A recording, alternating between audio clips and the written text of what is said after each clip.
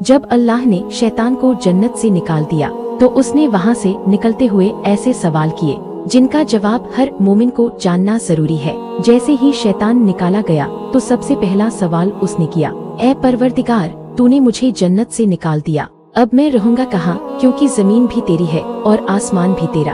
अल्लाह ताला ने फरमाया, जिस जगह गुनाह होगा वही तेरा घर होगा। फिर शैतान ने पूछा, मैं खाऊंगा क्या, मेरी ग़िज़ा क्या होगी? हुक्म हुआ, जो इंसान बिस्मिल्लाह के बिना खाना खाएगा वही तेरा खाना होगा। फिर शैतान ने कहा, मैं पीऊंगा क्या? हुक्म हुआ, शराब तेरा पानी होगा। फिर शैतान ने कहा, ऐ अल्लाह, तूने इंसान को किताब दी, दुआ दी, मुझे भी कोई किताब दे। अल्लाह ने इजाजत दी, तेरे लिए जादू की किताब है।